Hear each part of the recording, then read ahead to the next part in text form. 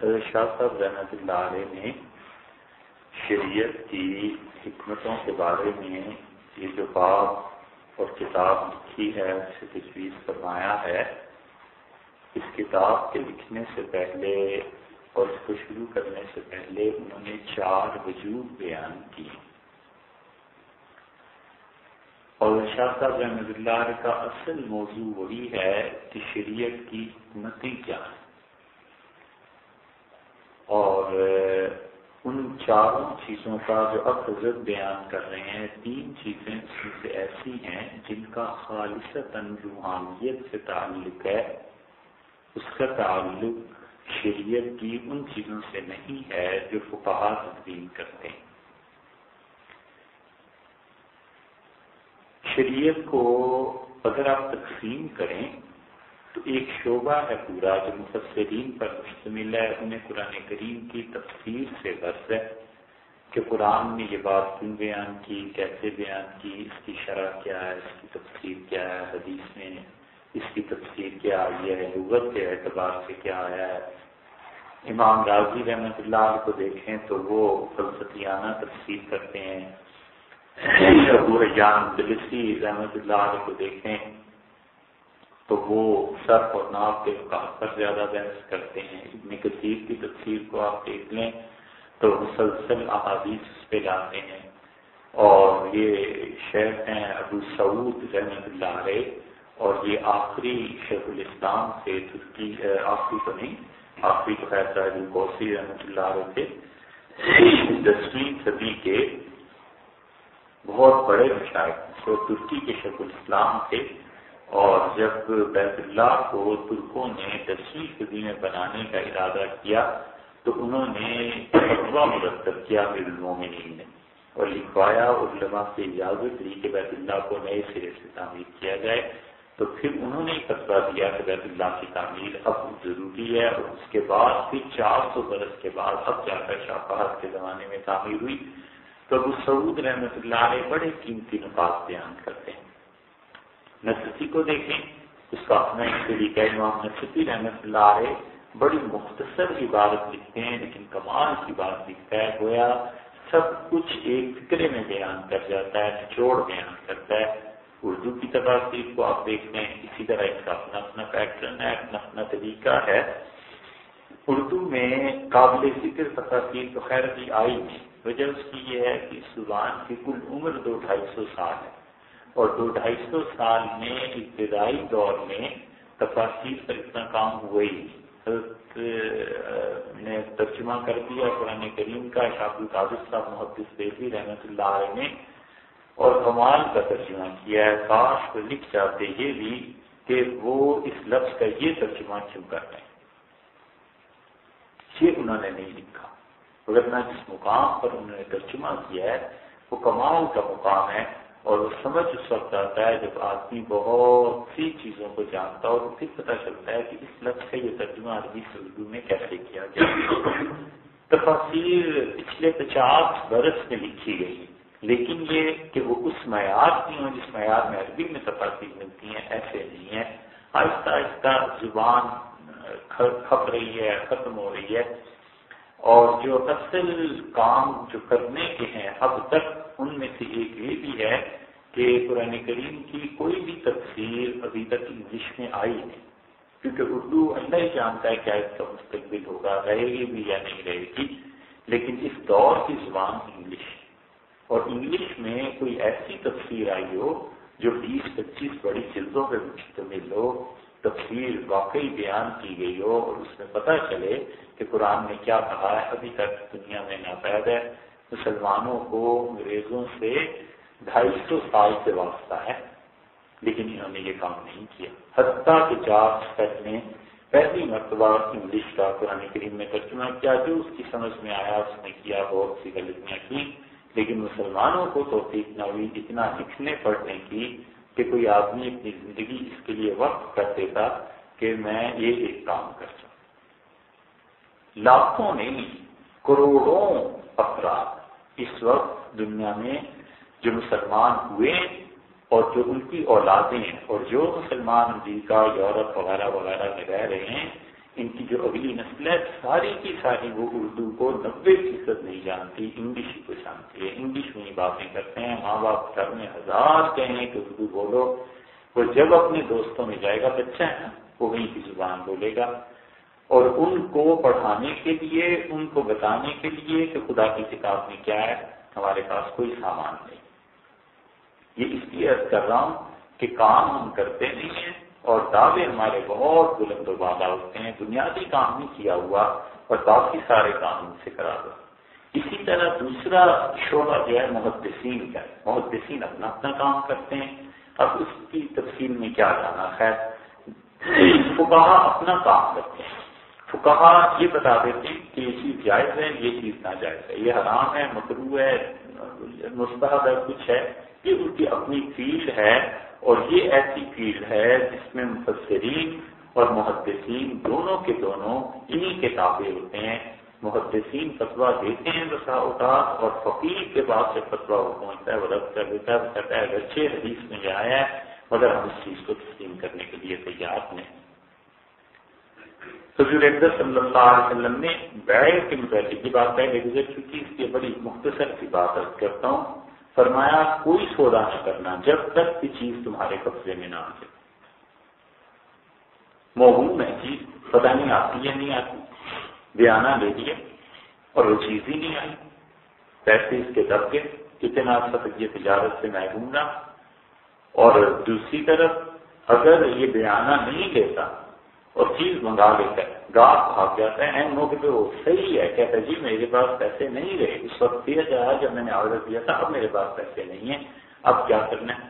یہ حدیث میں آئیں گے اس کی ممانعت۔ لیکن فقہا کے یہاں جب یہ حدیث آئی تو انہوں نے اس کی تعبیر کی، توجیہ کی، انہوں نے کہا یوں اس طرح یہ چیز جائز ہے، ہمارے زمانے میں بیانے پہ کام کرنا یہ جائز ہے۔ امام محمد رحمۃ اللہ علیہ فتویٰ دیتے رہے ناجائز کا، جب خراسان پہنچے اور لوگوں کا تعامل دیکھا تو لوگ کیسے عمل کرتے ہیں، انہوں نے کہا یہ جائز ہے۔ تو احادیث اور تفاسیر جب فقہا کے یہاں پہنچتی ہیں تو پھر سے چھان پھڑک کر لیتے ہیں، یہ اس کا شعبہ ہو۔ ایک چوتھا شعبہ روحانیت کا ہے۔ اس روحانیت کے شعبے میں بہت سی چیزیں ایسی پیش آتی ہیں جس پہ محتاط فقہا چپ ہو جاتے ہیں۔ وہ کہتے ہیں اس شخص کے اپنے احوال ہیں، حالات ہیں، پیش آئے ہوں گے، خوف ہے، کوئی چیز ہے، پیش آئی ہوگی، ہمیں کیا ضرورت ہے اس میں دخل دینے کی۔ اس لیے کئی مرتبہ ایسے ہوتا ہے کہ صوفیہ جس چیز کو کہتے ہیں وہ چیز کچھ اور ہوتی ہے، اور فقہا کے ہاں جا کر جب فتوے کی زد میں آتی ہے تو وہ کچھ چیز اور ہو جاتی ہے۔ مگر جامع لوگ جو ہوا کرتے ہیں، امت میں جن لوگوں کو اللہ نے واقعی امامت کا مقام اور مرتبہ عنایت فرمایا تھا، وہ ان سب چیزوں کو لے کے چلتے ہیں۔ وہ کہتے ہیں یہ بھی درست ہے، یہ بھی درست ہے، یہ بھی درست ہے۔ ایک آدمی ہے، اس کو ایک کوئی کہتا ہے یہ میرے چچا ہیں، دوسرا کہتا ہے ماموں ہیں، تیسرا کہتا ہے والد ہیں، چوتھا کچھ اور رشتہ بیان کرتا ہے، تو سب سچ ہی کہہ رہے ہوتے ہیں۔ ایک ہی آدمی میں رشتوں کی مختلف جہتیں جب ثابت ہوتی ہیں تو ایسے ہی ہوتا ہے۔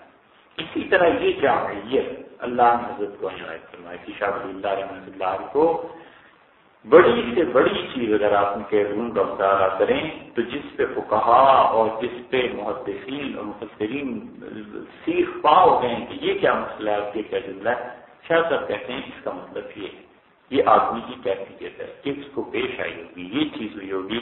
یہاں انہوں نے 4 چیزیں ذکر کی اور ان میں سے 3 کا تعلق خالصتاً روحانیت سے۔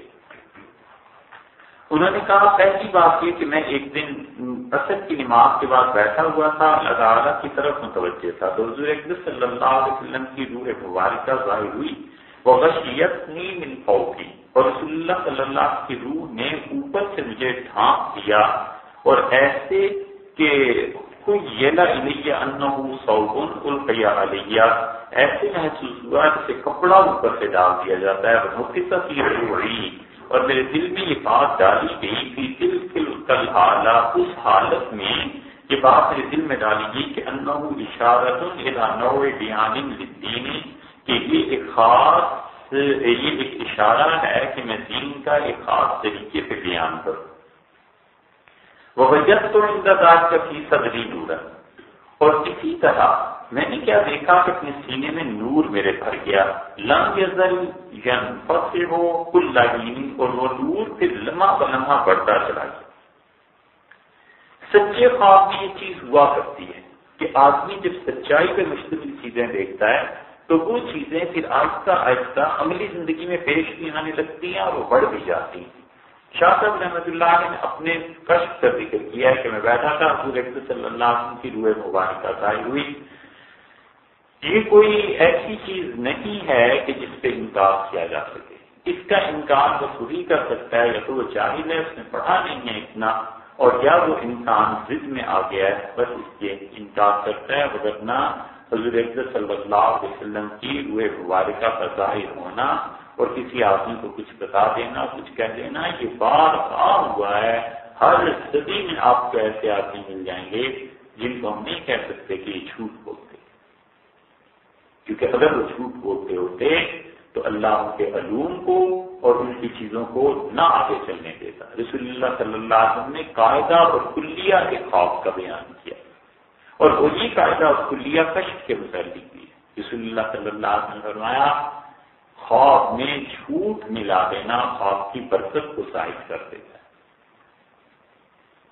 مت جھوٹ بولے، خواب میں جو کچھ دیکھا ہے، تعبیر جب چاہیے ہوتی ہے تو اس کو بعین ہی بیان کرے۔ اپنی طرف سے جھوٹ اگر ملائے گا یہ سوچ کے کہ میرے لیے یہ بہت بڑے اعزاز کی بات ہے، تو چاہے وہ اعزاز کی بات تھی لیکن اس دودھ میں اس نے نیمبو ڈال دی، یہ دودھ پھٹ جائے گا، خراب ہو جائے گا، ختم ہو جائے گا۔ اسی طرح خواب میں اور کشف میں اپنے پاس کسی چیز کو ملا دینا، وہ جھوٹ ایسا ہوتا ہے کہ وہ عطر سے بھی محروم ہو جاتا ہے، اس کی برکتوں سے بھی محروم ہو جاتا ہے۔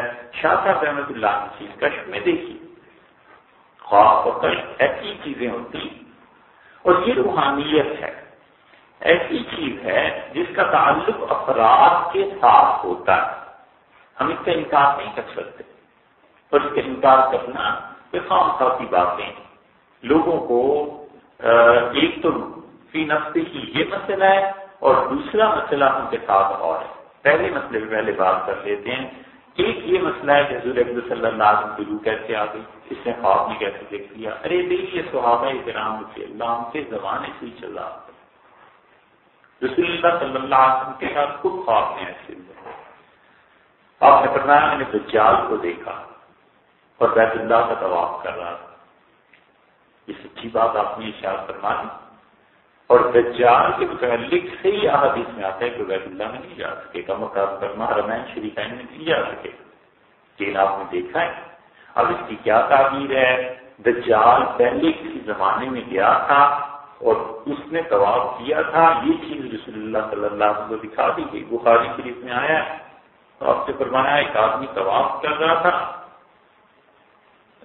الفاظ تو کافی زیادہ ہیں، اس کا خلاصہ عرض کرتے ہیں۔ تو آپ نے فرمایا دو فرشتوں کے کندھوں پہ اس نے ہاتھ رکھے ہوئے تھے، تو میں نے پوچھا یہ کون ہے؟ تو مجھے بتایا گیا یہ عیسیٰ علیہ السلام ہے۔ پھر ایک اور طواف کر رہا تھا، میں نے پوچھا یہ کون ہے؟ تو بتا یہ دجال ہے۔ یہ خواب ہے رسول اللہ صلی اللہ علیہ وسلم۔ اب اس کی تعبیر وہ کہتے ہیں یا تو پہلے زمانے میں کبھی دجال نے کیا ہے طواف، وہ چیز دکھا دی، کہتے ہیں کہ اس کی تعبیر یہ بھی ہے کہ آخری زمانے میں امت کے اکثر لوگ جو بیت اللہ کا طواف کرنے آئیں گے ان کی اخلاقی حالت درست نہیں ہوگی، ان کی اخلاقیات میں دجل اور فریب شامل ہوگا۔ تو یہ دکھایا گیا کہ اس امت میں آخری زمانے میں ایسے لوگ یہاں آیا کریں گے۔ یہ ایک خواب تھا اس کی تعبیر۔ اسی طرح حضرت صلی اللہ علیہ وسلم میں نے دیکھا تو جہاز کو جنت میں ڈوبنا، اب یہ خواب ہے۔ اور جس دن ابو جہل کے بیٹے حضرت اکرمہ رضی اللہ عنہ اسلام قبول کیا، آپ نے فرمایا یہ ہے میرے خواب کی تعبیر۔ حضرت ثابت بن قیس بن شماس تھے رضی اللہ عنہ، ان کے حالات آپ دیکھ لیں رجال کی کتابوں میں، اسد الغافہ کا تو حوالہ آپ دے رہے ہیں، باقی کتابوں میں بھی دیکھ لیں، وہاں یہ آیا ہے ان کے حالات میں۔ رسول اللہ صلی اللہ علیہ وسلم نے گن کے کہا، آپ نے فرمایا کیا ہی اچھا آدمی ہے یہ ابو بکر، کیا ہی اچھے آدمی ہے یہ عمر، کیا اچھے آدمی ہے عثمان، کیا اچھے آدمی ہے معاذ، ابو عبیدہ بن الجراح، اور آپ نے فرمایا کتنی خوبیوں کا مالک ہے یہ ثابت بن قیس۔ ثابت بن قیس رضی اللہ عنہ جنگ یمامہ میں شریک تھے، جب کافروں کا حملہ پہلا ہوا تو بہت زیادہ سامنے بھی عرب ہی تھے لڑنے والے، اور انہوں نے مسلمانوں کو پیچھے دھکیل دی۔ ثابت بن قیس رضی اللہ عنہ نے کہا رسول اللہ صلی اللہ علیہ وسلم کے ساتھ رہ کے ہم نے یہ جہاد کو نہیں کیا کہ کافروں کے مقابلے میں کیوں پیچھے آ جائیں، اور نے کہا اللہ میں بیزار ہوں ان سے جنہوں نے حملہ کیا، اور ان سے بھی بیزار ہوں خدایا جو پیچھے ہٹ گئے ہیں۔ اور پھر وہ آگے بڑھے اور وہ ایک اور صحابی رضی اللہ عنہ سے لڑتے رہے شہادت کے بعد ان کی زرہ کی بڑی قیمتی لوہے کی جو پہنی ہوئی تھی، یہ ایک آدمی نے اٹھائی اور لے گیا۔ تو ان کے حالات میں یہ مل جائے گا، لکھا ہوا ہر جگہ ملے گا تقریباً، جہاں بھی تفصیل سے حالات لکھے ہوئے ہیں کہ ایک صحابی رضی اللہ عنہ اور تھے یا تابعی تھے رحمۃ اللہ علیہ اپنے خواب میں آئے اور انہوں نے کہا تو دیکھو میری شہادت ہو گئی اور میں تو اپنے مقام پہ یعنی مراد یہ ہوگی کہ جنت میں پہنچ گیا، میری جو اتنی قیمتی ذرا تھی نا یہ ایک آدمی نے اٹھا لی ہے۔ تو میں تمہیں پتہ بھی بتا دیتا ہوں، یہ آدمی ایسا فوجی ہے، شہر سے دور فلاں جگہ پر رہتا ہے، اور جب تم اس کے گھر جاؤ گے نا لینے کے لیے تو میں بتاتا ہوں اس سے کہاں رکھی ہے، اس نے وہ چھپا لی ہے، اور اس طرح ہے کہ گھوڑا اس کا چل رہا ہے، بڑی لمبی رسی اس نے گھوڑے کی ڈالی ہوئی ہے کہ چلتا ہے، شہر سے باہر کھلا علاقہ ہے، اور ایک اس نے رکھی ہے میری ذرا اور اس کے اوپر ہنڈیا رکھتی ہے اور اس کے نیچے ہے، تو ایک کام تو یہ کرنا کہ وہ نکلوا لینا، اور پھر فرمانے کی یہ نہ سمجھنا کہ یہ کوئی شیطان کی طرف سے خواب ہے، میں تمہیں سچی بات بتا رہا ہوں یہ کرنا، جاؤ امیر کے پاس اور انہیں کہو خالد رضی اللہ عنہ سے کہ وہ میری ذرا نکلوا لیں۔ اور دوسری بات یہ ہے کہ مدینہ منورہ جب جاؤ تو حضور اکرم صلی اللہ علیہ وسلم کے خلیفہ حضرت ابوبکر رضی اللہ عنہ سے یہ کہنا کہ میں نے اپنے فلاں فلاں فلاں غلام کو آزاد کیا، اور تیسری بات یہ کہنا ان سے کہ میں نے فلاں فلاں کا قرض دینا ہے اور میری وصیت کو نافذ کریں اور میرا قرض میرے مال میں سے ادا کریں۔ یہ صاحب گئے، خواب تھا، اٹھے تو حیران ہوئے اور جا کے خالد رضی اللہ عنہ کو کہا کہ میں نے یہ چیز دیکھی ہے خواب میں۔ انہوں نے ایک آدمی کو بھیجا، وہ آدمی گیا اور اس نے جا کے اس سے ذرا کا پوچھا، پھر اندر چلا گیا جس جگہ کو ہم نے بتایا تھا، ٹھیک جا کر اس نے ہنڈیا کو اٹھایا، اس کے نیچے وہ چیز رکھی ہوئی تھی، اس نے کہا یہی وہ چیز ہے جو خواب میں ہمیں بتائی گئی تھی۔ خالد رضی اللہ عنہ کے پاس لے آئے، حضرت ابوبکر رضی اللہ عنہ کے پاس کیے، حضرت ابوبکر رضی اللہ عنہ غلاموں کو آزاد کر دیا اور قرض دینا تھا، بتایا، فرمایا ثابت نے آپ کا قرض دینا تھا، انہوں نے کہا جی، تو فرمایا یہ لو اس کی طرف سے پیسے۔ کوئی شاید وصیت نافذ نہیں کی گئی کسی وفات شدہ آدمی کی خواب کی بنیاد پر سوائے حضرت ثابت رضی اللہ عنہ۔ حضرت ابوبکر رضی اللہ عنہ نے وصیت کو نافذ فرمایا۔ تو اگر یہ چیزیں روحانیت کی ایسے ہی ہیں، کوئی مطلب ان کی اصل نہیں ہے، یہ صحابہ کرام رضی اللہ عنہ کیا کرتے ہیں، اس لیے یہ چیزیں ہوتی ہیں۔ بعد کے دور میں دیکھ لیں یہ تبرانی ہے، اور یہ پہلی بات ہے جو آپ سے رکھی۔ دوسری بات اصل میں جو کانٹے کی ہے نا سمجھنے کی، ان تمام واقعات میں جو سوئی آ کر اٹکتی ہے، جس پہ شاہ صاحب رحمۃ اللہ علیہ خود بات کریں گے، وہ ہے مسئلہ استمداد کا، استعانت کا، کہ اللہ کے علاوہ غیر سے مدد مانگنی ہے۔ یعنی ساری امت میں جو اختلاف کی جڑ پڑی ہے وہ اسی وجہ سے کہ ایک طبقے نے کہا کہ اللہ کے علاوہ کی نظرات سے مدد مانگنی جائز ہے، ارواح روحوں سے اور یادداشت سے، انبیاء علیہ السلام سے، اور ایک طبقے نے یہ کہا کہ مدد مانگنی جائز نہیں۔ بس یہاں پر آ کر پیش پڑ گیا اور اسی پہ امت جو تھی مختلف حصوں میں بٹ گئی۔ دیکھو اصول کی بات یہ ہے کہ امت میں کوئی دور ایسا نہیں گزرا جس میں لوگوں نے رسول اللہ صلی اللہ علیہ وسلم سے مدد کی درخواست نہ کی ہو وفات کے وقت۔ بڑی محتاط بات ہے۔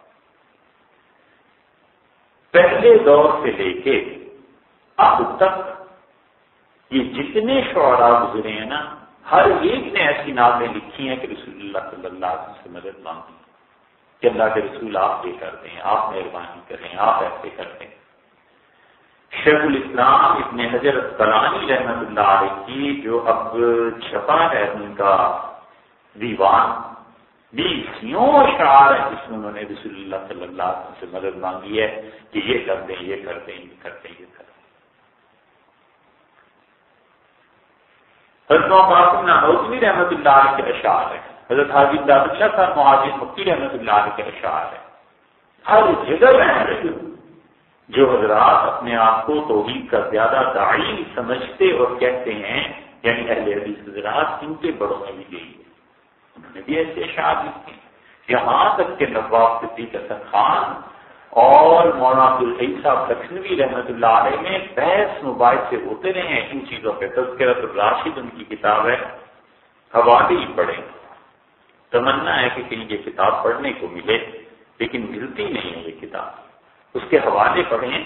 اس کے باوجود نواب صدیق حسن خان کو دیکھو، ان لوگوں کو اپنی نظموں میں کیا کہتے ہیں، ابن قیم مدد قاضی شوقاں مدد، ابن قیم خدا کے لیے میری مدد کیجیے، شوقاں کے قاضی رحمۃ اللہ علیہ بڑے آدمی تھے، میری مدد کیجیے۔ اور کس کا واسطہ دیتے ہیں؟ کون سا ایسا طبقہ ہے امت میں، دیوبندی، بریلوی، اہل حدیث، اہل تشریح، 4 ہی طبقے اب زیادہ پائے جاتے ہیں، ان میں سے کون ایسا ہے جس کے بڑوں نے اپنے اشعار میں حضور اکرم صلی اللہ علیہ وسلم سے مدد نہ مانگی؟ نہیں گڑبڑ کرنی چاہیے، علمی چیزیں ہیں، ہم جو کچھ بھی گئے کل تو آپ لوگ جا کر جب کتابوں میں پڑھیں گے، یا فرض کر لیجئے یہ بات آج سے 20 سال بعد کوئی پڑھے گا تو وہ کہے گا کہ یار مولوی صاحب نے ہمیں ایسی بے وقوف بنائے رکھا، ان کے بڑے تو یہ کہتے تھے۔ حاجی عبد اللہ صاحب مہاجر مکی رحمۃ اللہ علیہ، کچھ عبداللہ رحمۃ اللہ علیہ نے جو قصیدہ لکھا ہے رسول اللہ صلی اللہ علیہ وسلم کی شان میں، اس میں انہوں نے مدد نہیں مانگی۔ یہ وہاں اسماعیل شہید رحمۃ اللہ کے دادا ہی تو تھے، سب نے یہ لکھا، اس سے انکار ممکن نہیں۔ جو سمجھنے کی بات ہے وہ یہ ہے کہ یہ مدد کس نظریے کے تحت مانگی گئی ہے۔ اگر تو نظریہ یہ ہے کہ جس سے ہم مدد مانگ رہے ہیں وہ چاہے حضور اکرم صلی اللہ علیہ وسلم ہی کیوں نہ ہو اور اولیاء اللہ ہی کیوں نہ ہو، اگر نظریہ یہ ہے کہ وہ یہاں بیٹھ کے میں بات کر رہا ہوں اور وہ اسے ہزاروں میل کے فاصلے میں اپنی قبر میں سن رہے ہیں، وہ اولیاء اللہ غائب ہیں اور یہاں سے سن رہے ہیں میری بات کو، یہ کفر ہے، یہ شرک ہے، اس لیے کہ اللہ کی ذات ہے جو اپنے بندوں کو سنتی ہے، براہ راست وہ سن رہے ہیں، کیسے ممکن ہے؟ یا تو آپ کے فرشتے پہنچاتے ہیں بات کو، ٹھیک فرشتہ اس میسج کو لے گئے، یا یہ کہیں کہ انہیں کشف ہوا کہ اس وقت کوئی آدمی میرے متعلق یہ ذکر کرتا ہے، پھر بھی، یا کہیں کہ انہیں اللہ نے الہام کر دیا، پھر بھی، یا کہیں کہ قبر مبارک پہ جا کر حضور اکرم صلی اللہ علیہ وسلم کی میں نے کوئی درخواست کی ہے، کسی ولی اللہ کی قبر پہ جا کے کچھ کہا اور میرا نظریہ یہ ہے کہ مردے سنتے ہیں، انہوں نے میری بات سنی ہے، یہ سب چیزیں ایسی ہیں جو درست ہو سکتی ہیں، ہم اسے کفر و شرک نہیں کہہ سکتے۔ لیکن اگر نظریہ یہ ہو کہ میں یہاں بیٹھ کے یہ کہوں کہ اللہ کے رسول میری مدد کر دیں، آپ مجھے پناہ دے دیں، میری رہائی کے لیے کچھ کوشش کر دیں، اور درمیان میں کوئی واسطہ نہیں ہے اور وہ خود براہ راست سے سن رہے ہیں، یہ شرک۔ اور دوسری چیز وہ مدد کو آ جائیں اور مدد کو پہنچ جائیں، یہ بھی شرک ہے، یہ نہیں ہوا کرتا۔ یہاں پر پہنچ کے بس اختلاف ہے، کیا ابن قیم نے، ابن حجر نے، ہمارے بزرگوں نے، کسی نے بھی رسول اللہ صلی اللہ علیہ وسلم کو اس نظریے سے پکارا ہے کہ وہ آئیں گے اور مدد کریں گے اور درمیان میں کوئی واسطہ نہیں؟ یہ نہیں ہوا کبھی۔ بات تو عقیدے پہ آ جاتی ہے کہ اس عقیدے کے تحت ایک ہے محبت، اس عقیدے کے تحت نہیں پکارا تو انہوں نے کیوں پکارا؟ ہم کہتے ہیں محبت ہے، شوق ہے، تعلق ہے، اور اس محبت اور شوق میں ایسے الفاظ کرتا ہے کہ اللہ کے رسول آپ میرے حال کو دیکھیں، میری طرف توجہ فرمائیں۔ یہ نہ شرک ہے، نہ کفر ہے، حتیٰ کہ فسق بھی نہیں۔ یہ اس وقت گمراہی ہوگی جب کوئی آدمی عقیدے اس کے پیچھے خراب ہوگا، عقیدہ اگر خراب نہیں ہے اور کوئی شوق اور محبت سے کہتا ہے، فقہا کہتے ہیں ٹھیک ہے، لیکن پھر وہ تفصیل کر لیتے، کہتے ہیں عوام کے سامنے نہ ہو، تم کس چیز کو سمجھاتے پھرو گے کہ میرا عقیدہ ہے یا نہیں ہے، اور تنہائی میں اگر کوئی کہتا ہے تو اسے کہنے تو وہ اپنی شوق اور محبت سے کہہ رہا ہے، اور یہ شوق اور محبت ہر آدمی میں پایا جاتا ہے۔ یہ بات سمجھ میں آئے گی اس کو جس کو کسی سے محبت ہوئی ہے۔ پتہ نہیں کیسے پتھر دل لوگ ہوتے ہوں گے جنہیں کسی سے محبت ہی نہ ہو۔ کبھی ماں باپ سے محبت ہوتی ہے، شہر سے محبت ہوتی ہے، اپنی اولاد سے محبت ہوتی ہے، بیوی سے ہوتی ہے، بیوی کو شوہر سے ہوتی ہے، اور جب کوئی خوشی کا موقع آتا ہے نا کہ آدمی چاہتا ہے کہ کوئی دیکھنے والا، تو دل میں حسرت ہوتی ہے کہ کاش وہ زندہ ہوتے، کاش وہ دیکھتے کہ آج مجھے اللہ نے کس مقام پہ پہنچا دیا، کاش ماں زندہ ہوتی اور دیکھتی کہ اس کی دعاؤں سے آدمی کتنا اچھا ہوتا ہے، کاش نہ آدمی زندہ ہوتا تو انہیں میں بتاتا کہ دیکھیں کتنی بڑی کامیابی مجھے ملی ہے۔ یہ جو چیز ہے نا، یہی رسول اللہ صلی اللہ علیہ وسلم کے ساتھ بھی ہوتی۔ کتنے ہی حالات میں آپ پڑھیں گے کہ فوج دوڑ رہی تھی، بھاگ رہی تھی، مسلمان پتہ کر رہے تھے قلعے کو، اور کسی نے پوچھا آپ تو امیر ہیں، سردار ہیں، آپ کو کیا ہوا؟ انہوں نے کہا تمنا یہ میرے دل میں تھی کہ کاش میں رسول اللہ صلی اللہ علیہ وسلم کے دور میں ہوتا اور وہ دیکھتے کہ ہم نے اس قلعے کو فتح کیا تو کتنے خوش ہوتے کہ مسلمانوں کو کتنی بڑی کامیابی ملی۔ یہ ہے وہ شوق اور محبت۔ اگر بنیاد یہ ہے تو یہ کفر نہیں ہو سکتا، اگر بنیاد وہ ہے تو وہ کفر ہے۔ بس اتنی سی بات جس پہ سب لوگ جھگڑتے ہیں اور کہتے ہیں تمہارے بزرگوں نے پکارا، اس نے پکارا، اس نے پکارا، بھائی اس کا عقیدہ کیا تھا یہ تو دیکھو۔ عقیدہ اگر ٹھیک تھا تو یہ شوق اور محبت کی باتیں تھیں اور یہ ہوتا ہے۔ شاہ ولی اللہ رحمۃ اللہ خود بھی لکھا ہے۔ تو ایک چیز تو یہ کہ خود حضور اکرم صلی اللہ علیہ وسلم کی روح مبارکہ اس کو دیکھنا آنا تو بالکل ٹھیک، اور دوسری چیز یہ کہ جنہوں نے پکارا ہے وہ کیوں پکارا، اس کی ایک اور مثال آپ سے یہ بہت بڑے محدث ہیں طبرانی۔ طبرانی نے حدیث میں 3 کتابیں لکھی ہیں اور ان کی کتابیں اب چھپ رہی ہیں، کچھ حصہ اس کا نہیں مل رہا اس کتاب کا، مگر یہ کہ بہت بڑے محدثین میں سے تھے رحمہ اللہ اپنے زمانے کے امام۔ وہ کہتے تھے خود اپنے حالات نہیں انہوں نے لکھا کہ مدینہ منورہ گئے اور وہاں پر ہم لوگ پڑھتے تھے، کماتے تو تھے نہیں، اور اتنا برا حال ہو گیا فاقے سے کہ دوستوں نے کہا کہ آج بس مر جائیں گے، تو ہم مسجد ربی میں چلے گئے اور ہم نے کہا بس بیٹھو مرنے کے لیے دیکھو کیا ہوتا ہے۔ تو ایک اٹھا اور اس نے جا کے رسول اللہ صلی اللہ علیہ وسلم سے عرض کیا قبر مبارک پہ کہ اللہ کے رسول آپ کچھ ہمارا خیال کریں، بھوک ہے بہت شدید۔ اتنا کہہ کے وہ آئے، کہتے ہیں ہم لیٹے ہوئے تھے، ایک سید علوی تھے وہ آئے، انہوں نے دروازہ کھٹکھٹایا جہاں بھی جس حجرے میں ہم تھے، اور ہم نے کہا کہ یہ تو، اور پھر کہنے لگے کہ وہ نوکر میرے لائے ہیں تمہارے لیے کھانا۔ ہم نے کھانا بھی کھا بہت زیادہ تھا، ہمارا کیا صحیح واپس بھی لے کے جائیں گے تو ٹھہریں گے، تو انہوں نے کہا یہ سب تم رکھو، میں نے حضور صلی اللہ علیہ وسلم کو ابھی خواب میں دیکھا ہے اور انہوں نے یہ بات فرمائی مجھ سے کہ جہاں ان کی خبر لے وہ میری حدیث کو پڑھتے اور پڑھاتے ہیں مر جائیں گے بھوک، تو میں اس کی آیا۔ یہ خود شاہ ولی اللہ رحمۃ اللہ نے اپنے ہی متعلق لکھا ہے، عبدالسمین دیکھو بھائی پڑھو جا کے، شاہ صاحب رحمۃ اللہ کہتے ہیں مجھے شدید بھوک تھی اور میں رسول اللہ صلی اللہ علیہ وسلم مبارک پہ گیا اور میں نے کہا اللہ کے رسول بھوک مجھے بہت شدید لگ رہی ہے، تو رسول اللہ صلی اللہ علیہ وسلم سے میں نے جب عرض کیا تو میں پھر آ کے لیٹ گیا، پھر ایک آدمی آیا اور دودھ سے بھرا ہوا ڈول لایا اور اس نے مجھے پلایا اور مجھ سے کہا کہ یہ لو پیو، اور مجھے رسول اللہ صلی اللہ علیہ وسلم نے بتایا تھا کہ تمہارے ساتھ یہ معاملہ ہے۔ یہ مدد مانگنا کس طریقے میں ہوتا ہے؟ دیکھو جہاں سے گمراہی کا آغاز ہوتا ہے نا، اللہ مدد کرتا ہے فرشتوں کے ذریعے سے، اللہ تعالیٰ مدد کرتا ہے روحوں کے ذریعے اور فرشتے کو روح کو اس صورت میں بھیجتا ہے جس صورت سے آدمی مانوس ہوتا ہے۔ فرشتہ کا اصل صورت میں سامنے آ جائے، کہیں خوف نہیں آ جائے تو بندہ ممکن ہے ڈر جائے۔ خوف میں خدا فرشتے کو بھیجتا ہے کس صورت میں؟ اس کے شہر کی صورت میں، جس کے متعلق اس کے دل میں عقیدت ہوتی ہے نا، اس کی صورت میں اللہ فرشتوں کو بھیج دیتا ہے۔ کبھی کبھی روحوں کو بھی بھیج دیتے. جاہل آدمی یہ سمجھتا ہے کہ میں نے اپنے شیخ کو کہا تھا، پکارا تھا، تو وہ میری مدد کو آ گئے. انہیں پتا بھی نہیں گئی، وہ اس دنیا سے چلے گئے.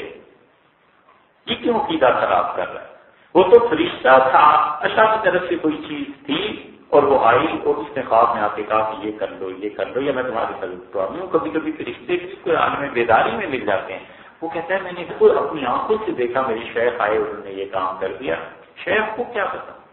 ہم زیادہ سے زیادہ یہ کہہ سکتے ہیں جن کی روح آ گئی ہوگی، اللہ نے دنیا میں بھیج دیا ہوگا، اجازت دے دی ہوگی کہ جاؤ بھائی یہ کام کرو. فرشتے کو بھیج دیا ہوگا لیکن اسی شکل میں بھیجا ہوگا. تو بات ساری عقیدے پہ آ جاتی ہے کہ اس عقیدے کے تحت لوگ یہ کام کرتے. اس لیے اگر آپ اس کو غور سے سنیں گے تو بہت سی گتھیاں سلجھ جاتی ہیں کہ آخر اللہ کے اچھے بندوں سے مدد مانگنا جائز ہے ناجائز ہے. حضور صلی اللہ علیہ وسلم کی روح آئی تھی، اس نے مدد کر دی تھی، کیا کر دیا تھا. یہ ساری باتیں شوق اور محبت اور ان چیزوں پہ مبنی ہیں.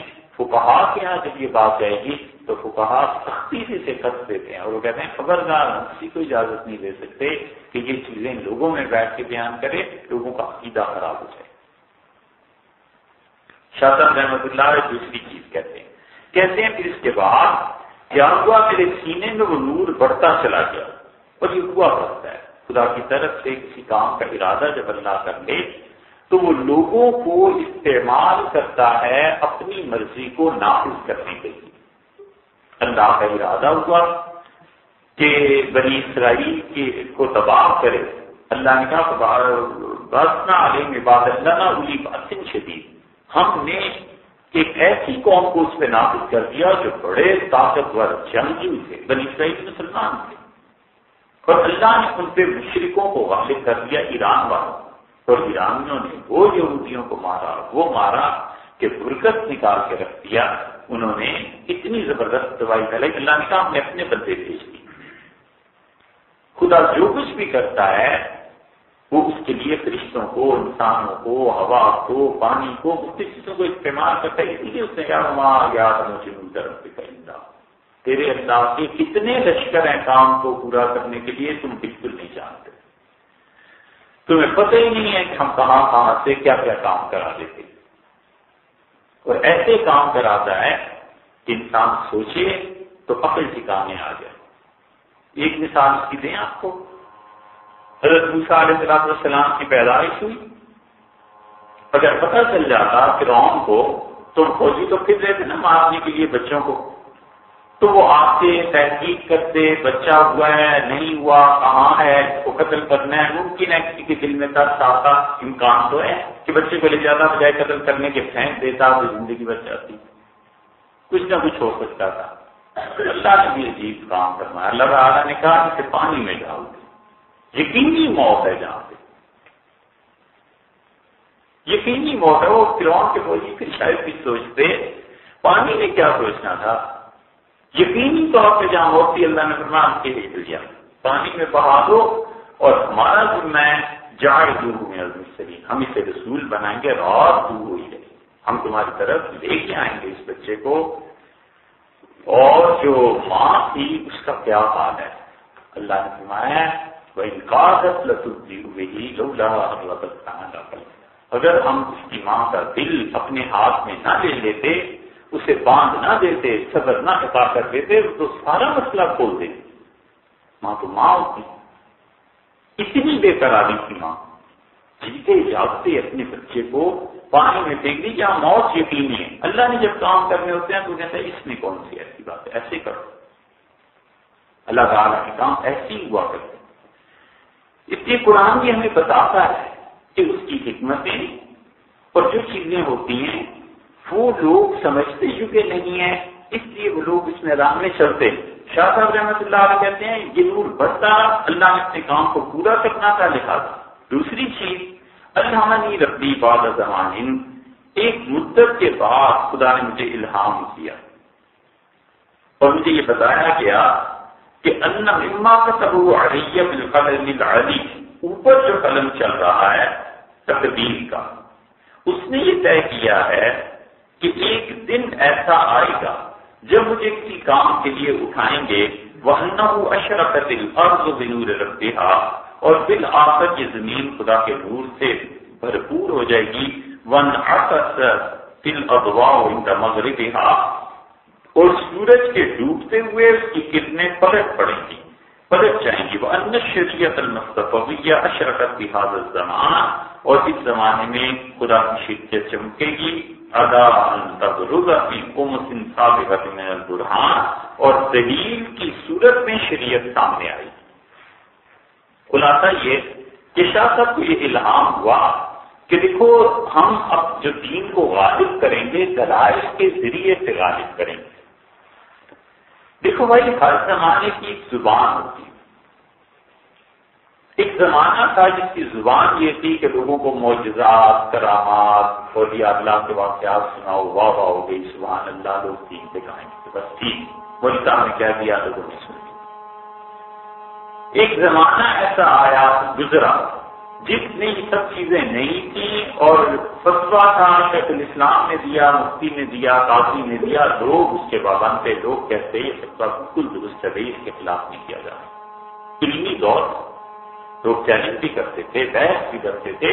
حتیٰ کہ اس سے پچھلے زمانے میں چلے جائیں تو علم اور جرت اتنی زیادہ تھی کہ امیر المومنین سے لوگ جا کر بحث کرتے تھے اور کہتے حضرت یہ جو فتویٰ آپ نے دیا ہے یہ تو ایسا ہے اور ایسا ہے، آپ کیسے یہ فتویٰ دے سکتے ہیں. حضرت عمر رضی اللہ عنہ جیسا انسان، انہوں نے ایک موقع پہ کہا کہ اخطا عمر و اخطاءت عمرہ، اور سچ بات صحیح بات کہتی ہے، عمر سے خطا ہو گئی، مجھ سے غلطی ہوئی قرآن سمجھنے میں، یہ بات کرنے. حضرت عمر رضی اللہ عنہ نے اگرچہ وہ اعتراف اپنی کثرت نفسی سے کیا، لیکن حضرت عمر رضی اللہ عنہ نے کہا یہ اور سچ کہتے. بات کیا تھی؟ حضرت عمر رضی اللہ عنہ نے اپنے ایک جمعے کے خطبے میں ارشاد فرمایا کہ میرا خیال ہے یہ حق مہر بہت زیادہ عورتیں مانگنے لگی ہیں تو میں اس پہ پابندی لگا دوں کہ اتنے حق مہر سے زیادہ نہیں ادا کیا جائے. ایک عورت تھی اور اس نے کہا اللہ کہتا ہے قرآن میں کہ تم اپنی بیویوں کو ایک خزانہ عطا کرتے ہو شادی کے وقت، تو خزانے کی تو کوئی قید نہیں ہوتی، امیر المومنین کیسے قید بتا سکتے ہیں؟ تو عمر رضی اللہ عنہ کا اور سچ کہتی ہے، خزانے کی کوئی قید نہیں ہوتی. یہ سب علمی دور کی باتیں تھیں. ایک زبان ہے آج کی جس میں ہم جی رہے ہیں. اسلام کے بعد اب وہ زبان نہیں، اب ہے زبان دلائل کی، اب ہے زبان لوگوں کو ذہنی طور پر مطمئن کرنے کی. اب ہمارے دور میں یہ کافی نہیں ہے کہ ہم یہ کہیں کہ شریعت کا فتویٰ یہ اس آدمی کے لیے زبان ہے، اس کو سمجھانے کے لیے جو پہلے سے ہی اللہ کے دین کا مطلع فتویٰ بردار ہے، اس سے آپ پہ اعتماد ہے، مفتی پہ اعتماد ہے، بس یہی مسئلہ ہوگا. عمومی طور پر لوگوں کے دلوں میں سے دین کی وہ قدر و منزلت اٹھ گئی ہے. تو بچہ بھی کہتا ہے یہ بات کیوں ہے، ایسے کیوں ہے، مجھے سمجھائیں. یہ وہ زبان جو شاہ صاحب رحمۃ اللہ علیہ کہتے ہیں مجھے بتایا گیا کہ یہ عام ہوگی، اللہ کی زمین اس نور سے بھرے گی، اور ایک وقت آئے گا اللہ نے الہام کیا کہ اوپر کے قلم میں یہ لکھا ہے تقدیر نے کہ لوگوں میں یہ چیزیں پھیلیں گی. اور یہ بڑی ضروری چیز ہے کہ شریعت پر لوگ غور کریں اور وہ زبان میں بات کریں جس زبان کو اللہ نے نازل کی ہے. اس لیے کہ رسول اللہ صلی اللہ علیہ وسلم نے اس قرآن کی عجیب و غریب باتیں قیامت تک ختم نہیں ہوں گی. یہ گزشتہ اتوار ہے نا، کل پرسوں کی بات ہے، شاید کل ہم لاہور گئے تو وہاں پہ جس سلسلے میں بھی گئے تھے کچھ لوگوں سے ملاقات ہوئی، انہیں ایک عیسائی تھا. تو اس نے مجھ سے کہا کہ دیکھیے ہم بھی قرآن کو مانتے ہیں، تو آپ کی بات ہو رہی تھی، خود انہوں نے ہی شروع کی. ہمیں جب معلوم ہوا کہ یہ عیسائی ہے تو ہم نے کوئی ایسی بات نہیں نہ کرنی چاہیے تھی. تو انہوں نے کہا کہ ہم بھی قرآن کو مانتے ہیں، لیکن دین جو ہے اسلام، اس میں بہت سی چیزیں ایسی ہیں جو قرآن کریم سے ثابت نہیں ہو سکتی. میں نے کہا دیکھو قرآن بحث کرتا ہے اصول پہ، اور اگر آپ قرآن کریم کو مانیں گے اصولی مباحث میں تو پروار تو بات کی بات ہے وہ ہم ہوتی چلی جائیں گے. اور قرآن اپنے متعلق یہ دعویٰ کرتا ہے کہ ان ھذا القرآن یقص علی بنی اسرائیل، یہ قرآن بنی اسرائیل کے آپس کے اختلافات جو ہیں انہیں طے کرنے کے لیے آیا ہے۔ اس قرآن کا ایک مقصد یہ بھی ہے، اور اللہ کو پتا تھا کہ عیسائیت اور یہودیت قیامت تک مذاہب رہیں گے، آخری دور تک، حضرت عیسیٰ علیہ السلام کے آنے تک۔ تو اس لیے اللہ نے قرآن کو بھیجا ہے مہیمناً کسوٹی ہے۔ تو انہوں نے کہا عیسائیت میں یہ چیز ہے، اسلام میں یہ لمبی بات ہے۔ ہم نے کہا آپ یہ بتائیے آخر سے نتیجہ کیا نکلنا ہے، کس چیز کو آپ اتھارٹی مانتے ہیں؟ کہنے کہ یہ آپ کا مطلب قرآن کو اتھارٹی مانا جائے، یہی کہتے ہیں۔ کہنے کہ قرآن ہر مسئلے پہ تو بحث نہیں کرتا، اب قرآن یہ تو نہیں بیان کرتا کہ 25 دسمبر سیلیبریٹ کرنی چاہیے یا میں نے کہا کہ قرآن بیان کرے تو آپ مانیں گے؟ کہنے کہ ہاں ماننا چاہیے، اس کا قرآن نے کہا، قرآن بتاتا ہے کہ حضرت عیسیٰ علیہ السلام کی پیدائش یہ نہیں ہے۔ تو اتنی بات تو ہے کہ قرآن پڑھا ہوا ہے۔ حضرت عیسیٰ علیہ السلام کے متعلق جتنی باتیں میں نے کہی اسے کہی اسلام صورت میں آئی ہے، بالکل میں نے اس سے پڑھا۔ تو میں نے کہا قرآن یہ بتاتا ہے کہ عیسیٰ علیہ السلام کی پیدائش 25 دسمبر کی، یہ بات نہیں ہے۔ تو یہ قومی تہوار ہے، لوگ مناتے ہیں، بس ٹھیک ہے، باقی اس کا اس سے کیا تعلق ہے؟ تو وہ سب شوق ہے کہ قرآن نے کہا تھا۔ میں نے کہا دیکھو اللہ نے فرمایا ہے کہ حضرت عیسیٰ علیہ السلام جب پیدا ہوئے تو اللہ نے کہا کہ حضری الیہ بجذع النخلہ، مریم بولی اور کہنے لگی کہ کاش میں اس سے پہلے مر جاتی، اور لوگ بھول چکے ہوتے کہ مریم نام کی عورت کوئی دنیا میں تھی۔ اور پھر اس کے بعد اللہ نے کہا فناداہا من تحتہا، ہم نے آواز دی ہمارے فرشتے نے اور اسے کہا کہ ساری باتوں کے ساتھ کہ یہ درخت ہلاؤ، پکی ہوئی کھجوریں تم پہ، رطباً جنیہ، رطباً جنیہ کا مطلب تازہ پکی ہوئی کھجوریں، یہ تم پہ گریں گی، تم اسے کھاؤ۔ کہنے کہ جی میں نے پڑھا ہے یہ سورہ مریم۔ میں نے کہا آپ نے پڑھا ہے؟ کہنے کے پڑھا۔ میں نے کہا یہ دلیل ہے اس بات کی کہ آپ ریسرچ کر لیں، شام میں وہ پیدا ہوئے، 2000 سال کی تو بھی بات ہے، کھجوریں جو پکتی ہیں یہ شدید گرمی کے موسم میں پکا کرتی ہیں، دسمبر کی ایسی شدید سردی میں کھجوریں کہاں پکتی تھی؟ یہ کیسے ہو گیا؟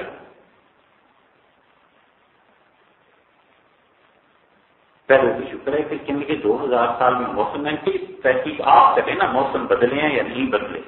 میں نے کہا کہ دلیل ہے اس بات کی کہ جو عیسائیوں کے فقہ یہ کہتے ہیں کہ 25 دسمبر کو عیسیٰ علیہ السلام پیدا نہیں ہوئے تھے، وہ سچ کہتے ہیں۔ حضرت عیسیٰ علیہ السلام کی پیدائش قرآن بتاتا ہے کہ ایسے موسم میں ہوئی ہے جب کھجوریں پکا سکتی ہیں، اسی لیے تو پکی ہوئی کھجوریں کی۔ تو بات انہوں نے آگے کی یہ کہہ سکتے تھے کہ یہ معجزہ ہے، ہم پھر یہ بتاتے کہ اگر یہ معجزہ ہے تو عیسیٰ علیہ السلام کی پیدائش کی معجزہ ہے، تو معجزے کے ذریعے جو ہستی وجود میں آئی ہے، ظاہر ہے کہ وہ خدا تو نہیں ہو سکتی نا، اس کو مخلوق کی ہے، تو بنیاد ہی کھڑ جاتی ہے۔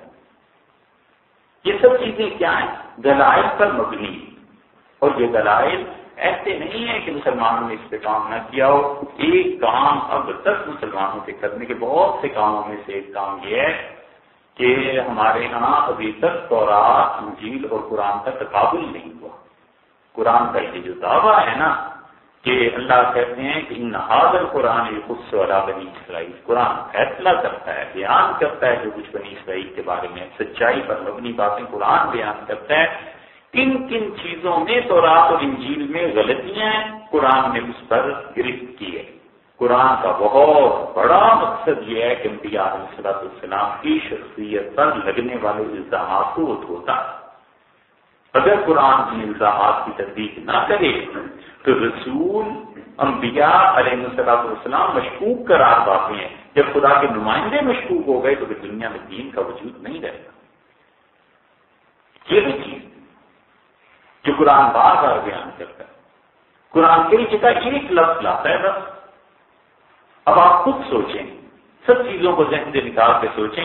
اللہ نے کہا ہم نے 6 دن میں آسمان اور زمین کو پیدا کیا، وما مسنا من لغوب، اور ہم تھکے نہیں۔ یہ کہنے کی کیا ضرورت ہے؟ جس آدمی کو بھی مذہب پر اعتبار ہے، وہ عیسائی ہے، یہودی ہے، مسلمان ہے، کوئی بھی، وہ بنیادی طور پہ جانتا ہے اگر کہ اللہ کی قدرت میں ہے تو یہ مانے گا کہ اللہ کچھ سکتا نہیں ہے۔ اس کی کہنے کی کیا ضرورت پیش آ گئی تھی کہ وہ مامستنا میں لوگوں اور ہم تھکے نہیں۔ آپ جب تورات کو پڑھیں گے تو بالکل جہاں سے وہ شروع ہوتی ہے بائبل، اس کے پہلے دوسرے صفحے پہ بھی آ جائے گا کہ 6 دن میں اللہ نے آسمان اور زمین کو پیدا کیا اور 7ویں دن اللہ نے آرام کیا۔ یہ جو ہے نا آرام کیا، اللہ نے تحدید کر دی بغیر کسی کو کچھ کہے کہ تورات دیکھو، یہ کچھ نہیں، بس خدا ایک بات کہتا ہے مستنا اور شہنشاہ ہے، وہ کیوں ایکسپلین کرے اس بات کو کہ میں فلاں کا رد کر رہا ہوں تو فلاں کا نہیں کر رہا۔ تو ہمارا کام ہے کہ ابھی تک اس امت میں جو مستقل کام ہونا چاہیے نہیں ہوا کہ کوئی تورات اور انجیل کو بھی دقت نظر سے پڑھے اور پھر دیکھے قرآن دیکھے لفظ جو لاتا ہے وہ کیسے لاتا ہے۔ شاہ صاحب رحمۃ اللہ علیہ فرماتے ہیں کہ مجھے یہ بتایا ہے۔ تیسری بات وہ کہتے ہیں کہ میں نے دونوں ائمہ کو دیکھا، حسن اور حسین رضی اللہ عنہما کو خواب میں۔ یہ امام ہے، ان کا لفظ جو لائے ہیں نا، امام اصل میں ابتدائی دور میں استعمال ہوتا تھا قائد کے معنی میں، لیڈر کے معنی میں، بس یہی اس کی حقیقت ہے۔ حضرت ابوبکر رضی اللہ عنہ کے لیے امامت کا لفظ آیا، مطلب یہ کہ وہ لیڈر تھے، قائد تھے اپنی قوم کے، اور صحابہ کرام رضی اللہ عنہ کے لیے الفاظ ایسے آئے۔ تو اس کا مطلب یہی تھا، امام ابو حنیفہ، مالک، شافعی، احمد بن حنبل رحمۃ اللہ علیہ، اوزاعی رحمۃ اللہ، سب کے متعلق امام کا جہاں لگتا تھا اس کے اتنا کا مطلب۔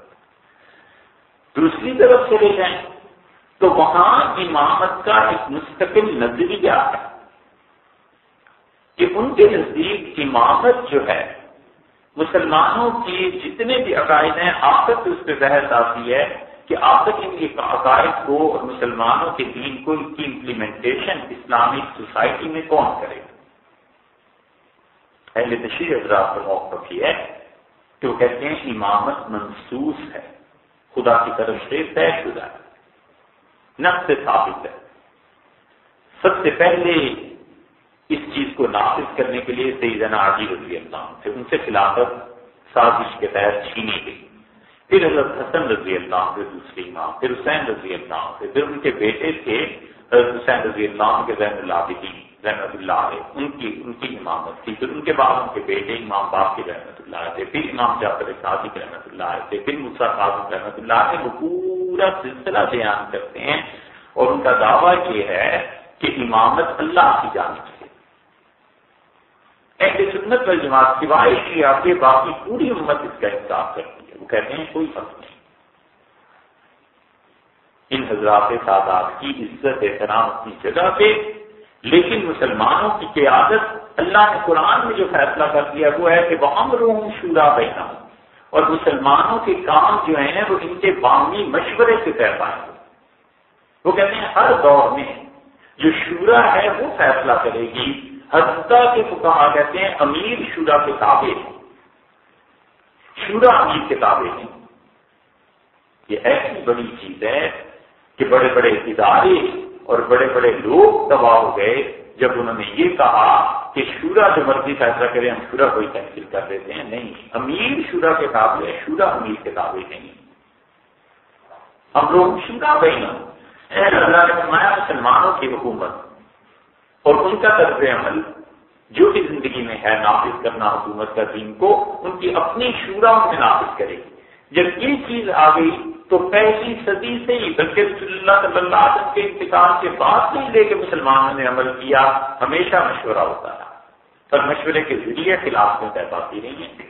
سیدنا علی رضی اللہ عنہ تک کی خلافت جو تھی وہ شورا نہیں طے کی تھی، لیکن بات اتنی سی تھی کہ سیدنا علی رضی اللہ عنہ کے زمانے میں شورا جو تھی وہ بدری صحابہ رضی اللہ عنہ پہ مشتمل تھی۔ حضرت عمر رضی اللہ عنہ شورا کے ذریعے فیصلہ کرتے تھے، اپنی وفات کے بعد 6 آدمیوں کے لیے منتخب فرما دیا کہ یہ کمیٹی ہے، شورا فیصلہ کر لو، تم میں سے ایک خلیفہ ہونا چاہیے، اور فرمایا صاحب کو اگر خلافت ملے تو یقیناً اس کے اہل ہیں، اور میں نے جو انہیں ہٹا دیا تھا کوفہ سے تو اس کی وجہ سے ان کی شخصیت میں کوئی حرف نہ آئے، وہ اور بات تھی، اس وقت کے حالات کا تقاضا تھا کہ میں نے ہٹا دیتا، وگرنہ ان کی یہ بات ہے۔ عمر رضی اللہ عنہ اتنے حساس تھے مسلمانوں کے معاملے میں کہ جب ان کا خون شدید شروع ہو گیا اور وہ بے ہوش ہو گئے درد کی شدت سے، تو وفات تو ہوئی اسی مرض میں۔ فجر کے بعد اٹھا کر جب لائے ہیں گھر میں، تو ان کی جگہ عبد الرحمن بن عوف رضی اللہ عنہ فجر کی نماز پڑھائی اور انہوں نے سورہ اخلاص پڑھی، جلدی جلدی نماز پڑھا۔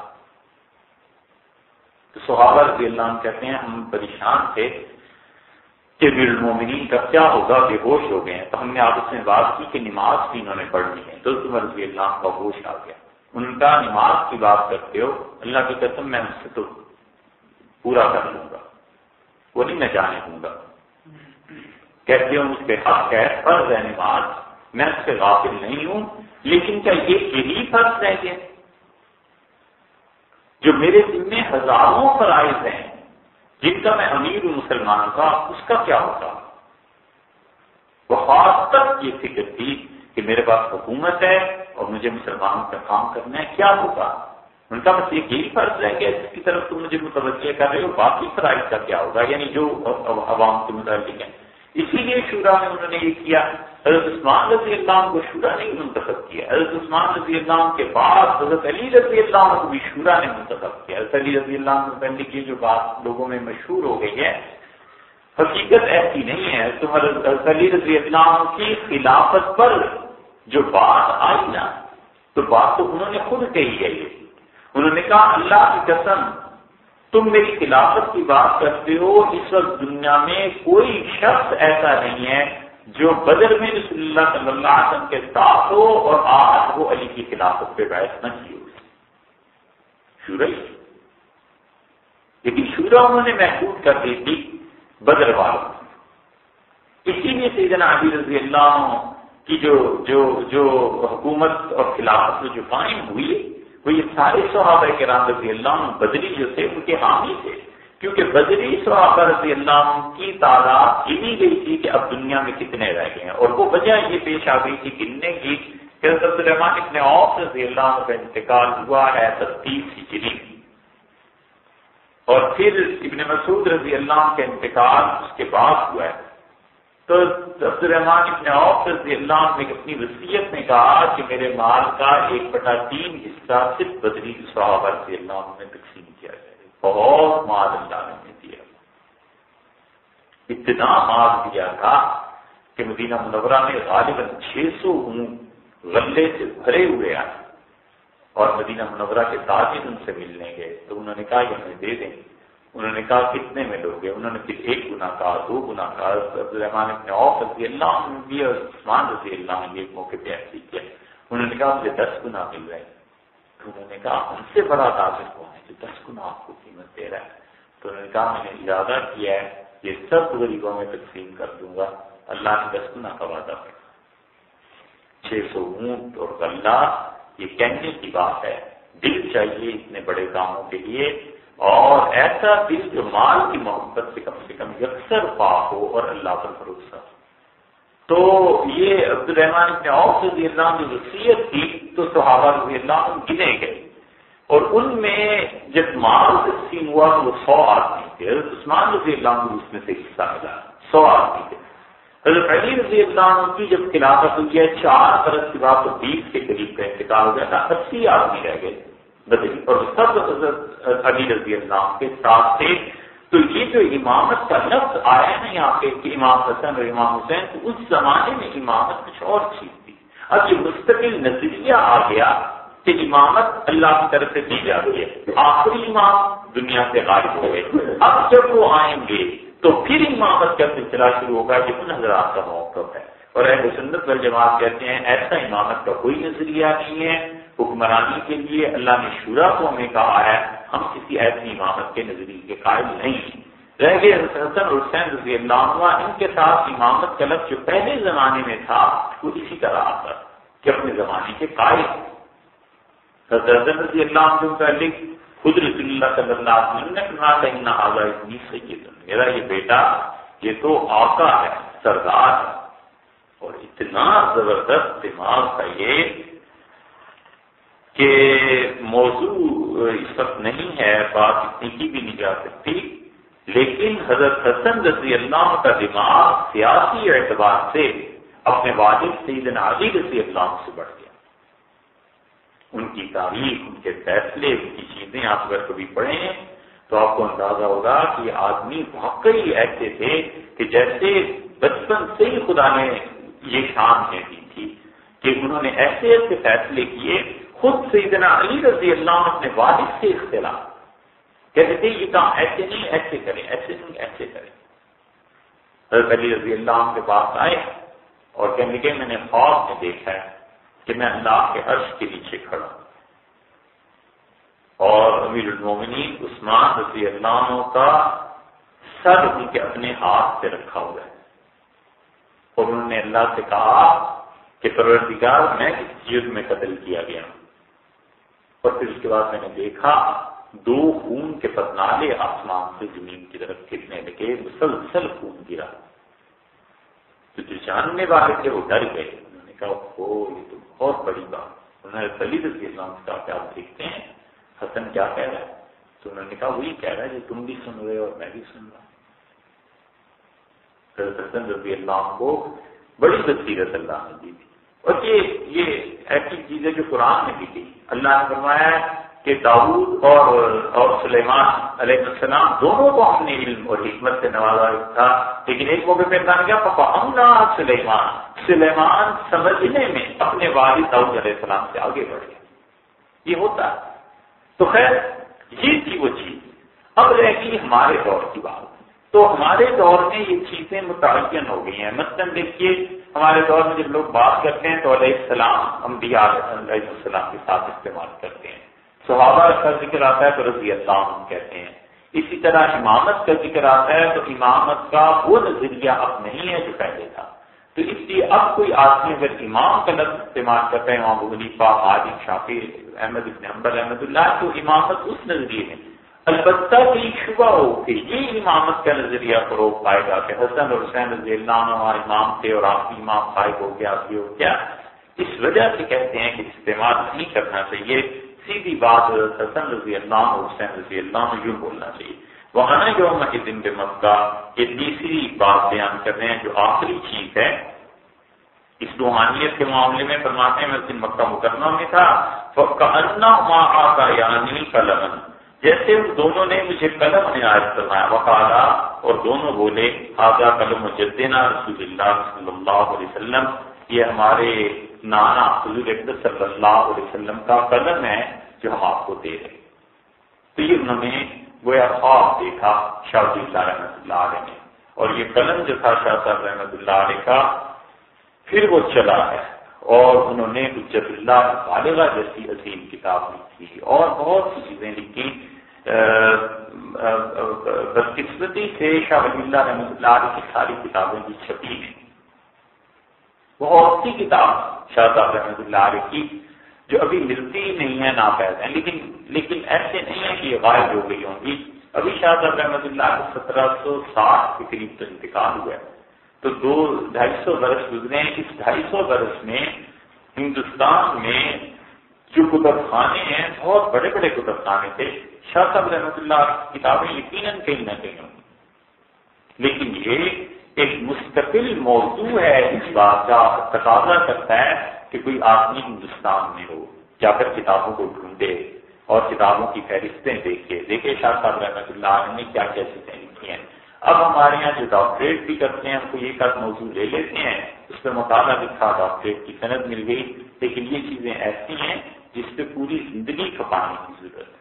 اس سے ملتی جلتی ایک بات آپ سے عرض کروں کہ مسلمانوں نے اتنا کچھ لکھا ہے کہ شاید اگر اب قیامت آنی ہے تو اس وقت تک مسلمانوں کی کتابیں نہ چھپ سکیں.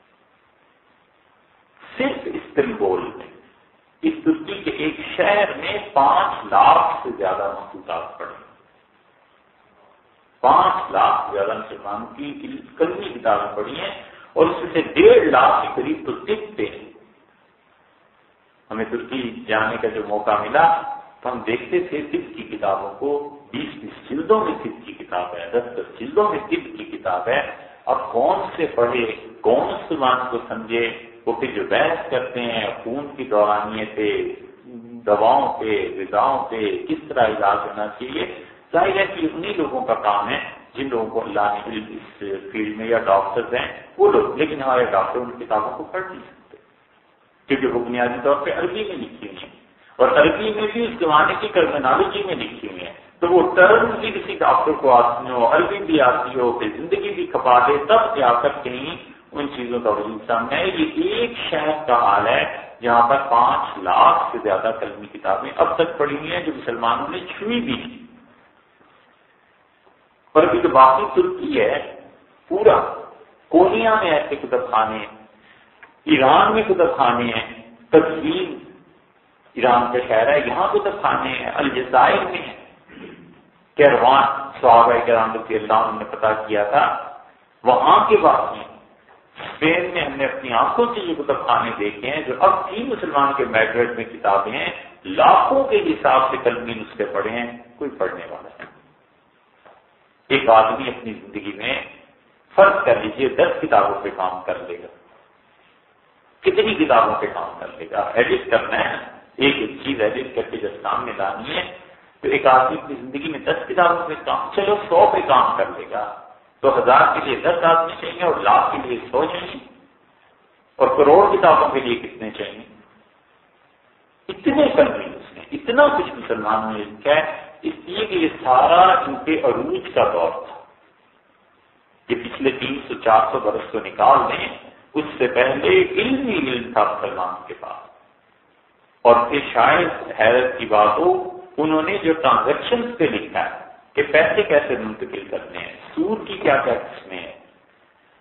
آخر تجارت ہوتی تھی نا، کوئی بھوکے تھوڑے ہی رہتے تھے، ملکوں سے ملکوں تک چیزیں پہنچتی تھی، پیسے کیسے حوالہ ہوتا تھا، کیسے دیے جاتے تھے. اس پہ مستقل کتابیں کہ پیسے کیسے ٹرانسفر کیے جائیں گے، کس کو کہا جائے گا، ٹیکس کیسے لگے. جہانگیر بادشاہ اپنی دوست میں ایک جگہ لکھتا ہے کہ میں آج دوپہر کے کھانے پہ بیٹھا تو کھانے میں انجیر آئی، تو میں نے پوچھا تو انہوں نے بتایا کہ یہ کل مصر سے چلی تھی اور آج تمہارے پاس پہنچی. کیا ذریعہ؟ مصر میں انجیر چلتی ہے اور 24-26 گھنٹوں میں ہندوستان پہنچ جاتی ہے. یہاں کی چیزیں وہ کہتا ہے ہم فلاں جگہ بھیج رہے ہیں. سائبیریا کا ذکر کرتا ہے، کس علاقے کا. میرے والد کو شوق تھا سفید ریچھ ہمارے یہاں ہونے چاہیے، سفید چیتے ہونے چاہیے، چیتے چیتے اس نے ذکر کیا. اور کہتا ہے کہ خدا کی قدرت کہ 99 چیتے ہوتے تو مر جاتا تھا. والد کو اکبر کو بڑی خواہش تھی کہ 100 ہونے چاہیے کسی طرح. اور پھر جہانگیر جو لکھتا ہے کہ یہ چیتے کیسے ہوتے ہیں، ان کی نسلیں کیا ہوتی ہیں، یہ چیز کیا ہے، ان کی غذائیت کیا ہوتی ہے. ہمارا وقت تو یورپ سے چھپ کے آئے تو پھر تو لوگ واہ واہ کریں کہ جی کمال کی بات ہے.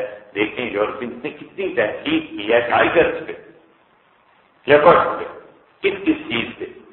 اور بادشاہ ہونے کے باوجود یہ ساری چیزیں لکھتا ہے. کہتا ہے کہ میں ان کی حرکتیں دیکھتا رہتا ہوں، مشاہدہ کرتا ہوں، پوچھتا ہوں.